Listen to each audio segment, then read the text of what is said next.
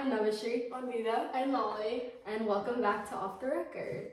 Okay, so today we want to discuss something that's really prevalent in the world right now, and that's the Iranian war that's going on. Obviously, it's stopped a lot of things, such as like airlines, oil production, and just a lot of that.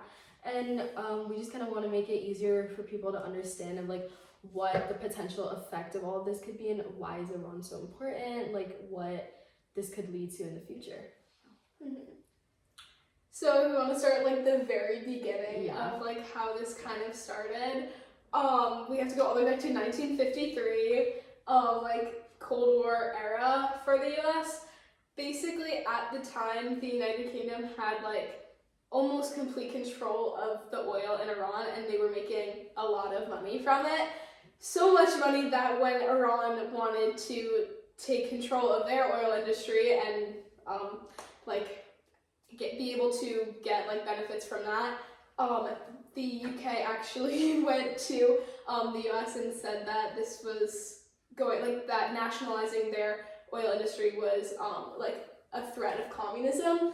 So the US stepped in because this was like the Cold War era, and basically arrested and sent like the democratically elected leader of Iran, sent him to prison for life, even though he was very well liked by the people, and so that they could get this oil. And then after this event, only 50% of the oil production was controlled by Iran, and the other 50% was split between mostly the US and the UK, and then some went to like the French and Dutch.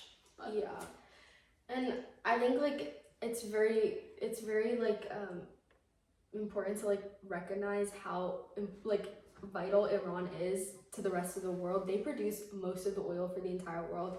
Besides them, we have countries like Russia, pretty sure Canada and Norway that produce certain amounts of oil, but most of the oil that all of the world relies on comes solely from Iran, which is why we've seen how in the past that countries, including the US, have had a lot of issues with them, not far beyond like nuclear issues, but issues with their oil, because everyone wants that kind of power Iran holds.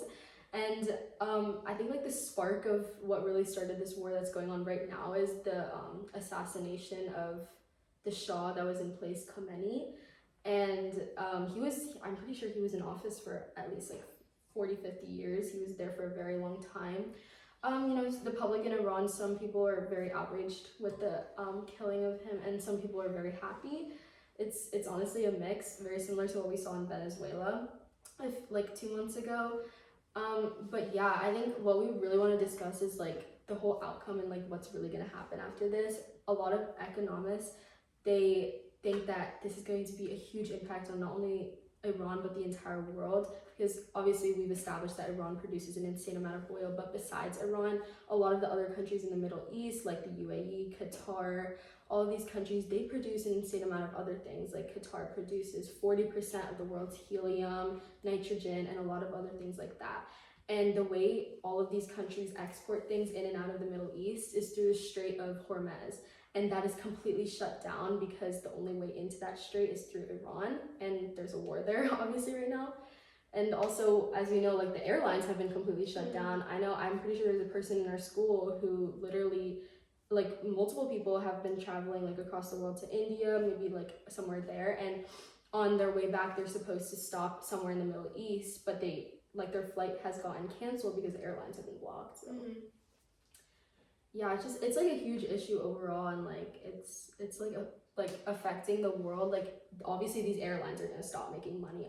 I know for me, like every time I travel to India, I used to travel through Qatar Airlines, and like now Qatar is getting shut down, Emirates is getting shut down, like all of these airlines, they're losing money.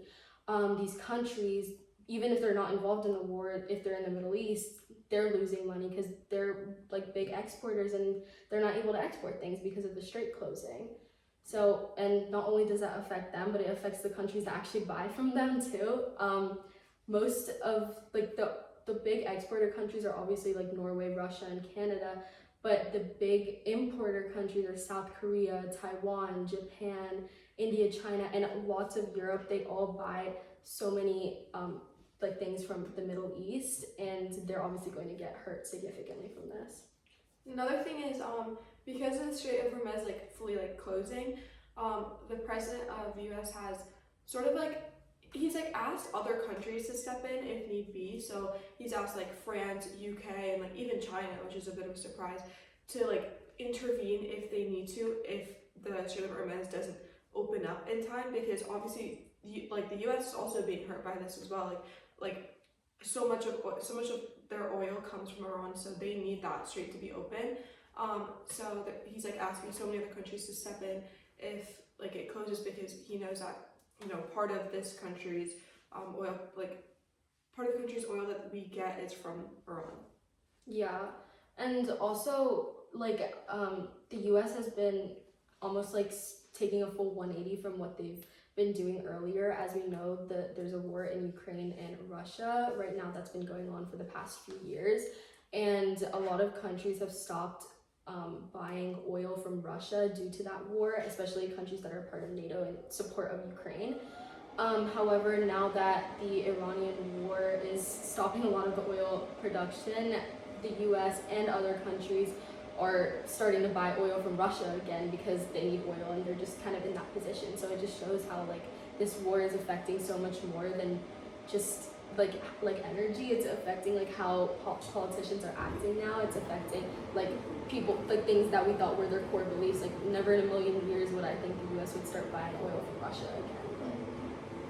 Yeah, and it's definitely a complicated issue because I know like a lot of things that we see like on the internet is like Iranians like celebrating this because their leader was a dictator, but I feel like it's important to remember that the reason this started was because of U.S. and Western imperialism, and I feel that even though this like getting rid of the leader is a positive for them, when the U.S. intervenes, it's not always for like positive intent, and I just like am curious to see how this actually affects the like Iranian people. Yeah. Sorry, we have a short break. They're running away. She's coming back. Run. Okay, I'm here. Yeah, it's definitely putting an effect on a lot of people. I actually just found out today that Dubai has put out like a statement saying that anyone who's taking videos of the attacks that are going on in the Middle East right now and posting them on social media will be put in prison. I'm not sure why. It's just another case of censorship that's going on in the entire world right now. So it's huge for like a lot of people that are living in the Middle East right now, because I know so many people, like some of my friends, they have relatives who live near there, and they're obviously worried, and it's very difficult for them to come out of those countries now, go either this way or that way. Like there's nowhere you can really go because all the airlines are closed. So yeah. Also, I don't know if we mentioned this, but this is like a joint like operation between the U.S. and Israel in their fight to Iran. Sorry, I forgot what I was gonna say. In their fight to Iran, and in like a recent interview with CNN, this like the chief of foreign policy in Iran had. So basically, like, the interview asked him, is because there's two countries like essentially going against you. What our president has said, what the U.S. has said, is that the Iranian like military isn't as strong, like they aren't. So like because they're having two countries go against one, the U.S. is saying that the Iranian military is like weak, they're like losing power day by day, and in response to that, the chief of foreign policy basically said that that is also like another like example of like censorship, because he says that the Iranian military is extremely strong, and they have the motivation that they need to get them through this. They have all of the resources, the arms that they need, and that the U.S. is like saying that just to almost like console like Israeli and American people. So I think that's like another really big thing to mention, because like it's almost like not the U.S. is like lying, but it's almost like they're doing anything to make their citizens feel safe, when the Iranian military also, like, he could be also saying the same thing, like to make his citizens feel safe as well, but he's saying that the Iranian military is like extremely strong and they shouldn't be worried. Yeah, I think like military wise, like there's a lot of like censorship of like what's going on. I know like people in the US, obviously the US does have a very strong military. We have like an insane, our military budget is bigger than numerous countries' GDPs. So it's insane. But I think it's also like important to like understand how the U.S. like we've seen historically, the U.S. is able to stay out of like getting like affected in conflict in terms of like getting homeland destruction solely because they're so far, and a lot of countries don't have technology that's developed enough to reach the US. I know, for example, the only way, like back during 9/11, the only way they could attack the US was coming into the country and doing a terrorist attack. They couldn't shoot missiles here because it's just too far, and people don't have that kind of advanced technology. I think that also just goes to the root of the cause of like why there's so much conflict right now. I think a lot of nations are afraid that certain aggressive countries are going to be able to gain that kind of power, and they're not like countries like the US and Canada and around North America, they're not going to be so safe from that anymore just because of distance. Yeah. Another thing is like when like the U.S. initially first like initiated this war, what has like been said is that they exemplified it, like surrounded it a lot amongst like what happened in Venezuela, because they obviously had such a big success in Venezuela with capturing Maduro and putting in a president of their choosing that would go with U.S. policies. So what's been said is that they have been surrounding their attack on Iran based off of that, but because of that, their attack on Iran was essentially like wrong, because as like you said, like the dictator or like people are like very split against if they liked who was in charge of Iran, Yeah. and if they didn't like who was in charge of Iran. But in Venezuela it was very heavily that they didn't like Maduro because he was a dictator, he wasn't like a good person. But because of that attack and because they're doing the same thing in Iran, it's almost like backfiring, because they're not fully aware of what's happening in the country before they're going against and attacking them. Yeah, like you were saying, I feel like this is almost like a cycle for a lot of countries, especially with like the conflict in Iran, because I don't remember what year, but it was sometime during the Cold War. We saw the Iraq and Iran war, where the United States supported Iraq for a while, then supported Iran for a while, and all of that was solely due to power in the Middle East. I think that also stems from why there's conflict in Israel. The United States and a lot of other countries in Europe, the United Kingdom, everyone, France, they want to maintain power in the Middle East because it's like a very Arabic region, and Israel is the one nation that is more Jewish, so they try to maintain power through Israel.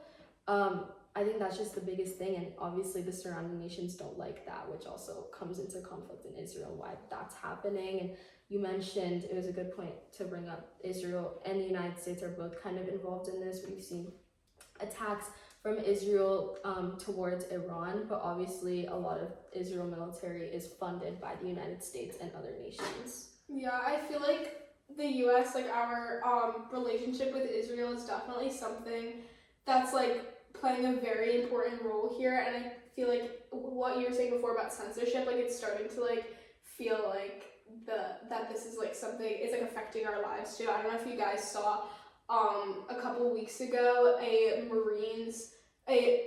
U.S. senator broke a Marine's arm, or maybe it was a representative, sorry guys, broke a Marine's arm for speaking out against The Israel. veteran too. Yeah, a veteran. He spoke out against Israel, and he was like forcefully dragged out, and his arm was broken in the process. And it just like goes to show like just the amount of censorship and like the like loyalty that we still have to Israel despite like all of the conflict going on in the Middle East. Yeah. I also just think it just shows how these issues do affect citizens. Like, obviously, we live in the United States. A lot of our viewers do live in the United States, and we're not necessarily getting, like, attacks on us, and our homeland isn't being destroyed, but it does affect us because there's so much controversy in our country right now, and you never know, things could happen, so it's always important to be educated on things like this and what's going on in the world. Iran does affect us and does affect our future. And it's also like, it may not be hurting like the citizens' lives, but there's military, there's people that are going to Iran, and actually people that are going to Iraq too. There were 6 airmen that were like killed, died in Iraq, and like this like group, they were all 20 to 30 years old, and I mean, it's not hurting us because we're citizens. I mean, we're not even like legally adults yet, but these people are risking their lives to go to another country for like a war that I feel like wasn't like necessary in a way, and they're being killed for a war that is causing a lot more destruction than you're ever gonna get good out of, and I don't think we're ever really gonna get anything good out of it. Yeah, because it's like kind of like what we were talking about before, like it is something that a lot of Iranian people did want. He was a dictator, but also at the same time, I don't know how much the US involvement is really going to help with the like personal freedoms of Iranian people. Despite the citizens of Iran being, some of them are happy about it, I think it's like also important to recognize that a lot of the US citizens are not happy with our involvement. I think that's where a lot of the controversy stems from. A lot of citizens don't really like how involved the US gets in a lot of conflicts. We've seen the conflict in Ukraine and Russia, we've seen Israel, and we've seen, you know, recently Venezuela, and now we Iran. can go back to Vietnam. We can go back to Vietnam during the Cold War. Like that caused so much controversy back then, and we kind of see that like repeating in a cycle. And I feel like that's kind of why we wanted to talk about it today. I feel like for us, like even before we did like a good amount of research on this topic, we were kind of uninformed about what's going on, and I feel like that's the case for a lot of people. I think it's kind of hard to stay informed with like social media and all of the things that we're seeing. Like it's hard to find what's reliable, so we did our best to find out as much information as we could and try to just be somewhere that it can be easy to understand like what's going on, just because it's so important to stay educated on these things. Yeah, definitely. Yeah. So that was our spiel about what's going on in the world right now, but it's important to know, like Molly just said, and it's important to stay educated. So thanks for watching, guys. Thank you. Bye.